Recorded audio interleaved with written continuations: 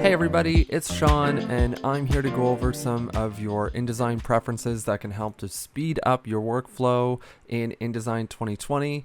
I have it open, and I'm just going up to the InDesign tab up here under Preferences and General. The first thing that I'd like to show you guys that can speed up InDesign is right from the get-go.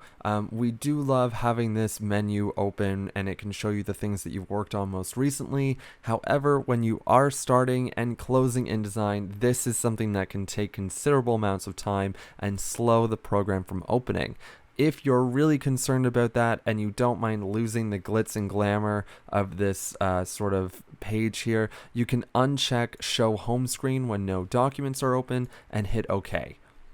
Now you'll see it's completely gone, and we are left with a blank program, and you can still go up to New Document and get your fancy New Document window with all of your presets and all of your sort of saved files that you've worked on and previously built projects. I'm just going to hit Close for now. I'm going to go back under Preferences, General, and I'm going to tick that guy on.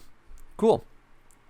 So I'm going to open up a file that I have previously built to sort of go through some settings with you guys that I think are going to be pretty useful.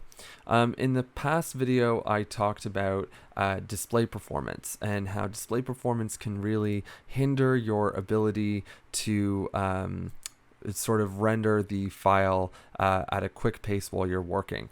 Right now, I am on let me just ignore this. Right now, I'm on typical display, and you can already see this image is rendering relatively okay, a little bit of pixelation, but I know deep down it's the right size. It's 300 DPI, and it will print out just fine. This guy on the other hand is looking a little weird. If we switch over to display performance and hit high quality display, it will take a second, but we should get there. See how long it's taking just to sort of even see if that's gonna pan out okay. Let me just switch this over to come on computer, you can do it. Let me just switch this over to presentation. There you go. And you can see now my computer's going to take a second. Hey, there it is. This image is a very nice high quality image, but it took a very long time for it to actually kick into high gear and show me how good of an image it really was. So making sure that you are always working on display performance typical while you're building your documents, or even high display, is pretty highly suggestive. If we go back into our preferences and we just look down at display performance, you can default this to be typical unless you want to change it to fast or high quality. I would just leave it sitting there on typical personally. Now the next thing under interface that we can take a look at is things like live screen drawing. Where are you? Live screen drawing. Delayed. Okay, great. So this basically means that when you select an object to move, you wait a moment to drag it and see if it'll move in full detail. If you drag it immediately, all you'll see is a square-shaped frame. And basically, we can set this to be never immediate or delayed. So let's just see what happens when I select. Actually, I'll just leave it at delayed. We'll hit OK, and we'll come up and we'll move this guy. So if we move it, you'll notice that you get a little bit of a delay in how the image sort of wants to be treated. If we come back up to Preferences, Interface, we can select Never. And, sorry. Here we go. Okay, so when you select Never, it will literally never sort of carry along with you. Let me just go back up here, Preferences, Interface, and switch this guy back over to immediate. We can hit OK. And now you can see the immediate change of having this sort of follow you around as you move it. Obviously, because InDesign has to create a preview of your image moving with you in real time, that will take a lot of GPU performance, a lot of your graphic sort of computing power, and that can really have a big delayed impact on your sort of computer's performance. Considering you guys are working on MacBook Pros for the most part, I would definitely consider leaving this on as never. It's not really that big a deal in my opinion, but if you want to leave it on delayed, you're more than welcome to. Totally up to you. The next thing that I would like to take a look at is actually going to be under the file handling section. And under file handling, we can sort of set it to create a preview. Always save preview images with documents, first 2 pages. We could honestly even just set that to be the first page, and I would just keep this either on small or medium. Basically what this is doing is if you use Adobe Bridge, you can see a little bit of a preview icon on Bridge, and that's handling that right there. This is just something, again, when you go to save a file, that it will take a little bit of extra time in saving if it has to save out more information. Sorry, I'm kind of jumping around all over the place here, but bear with me. Under spelling, there's something here that we can uncheck in order to speed up our workflow, and it is enable dynamic spelling. If yours is checked on, I'd highly suggest unchecking it. What this does is act sort of like what Microsoft Word does or Google Docs for that matter. When you spell a word incorrectly or you have grammatical issues, it will highlight or underline the words there.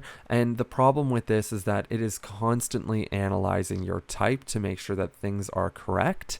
The other aspect of this too is autocorrect. I've never had this checked on. I cannot vouch for its validity, but if it's anything like my cell phone, it's probably not that great. So I would leave that guy unchecked for sure as well.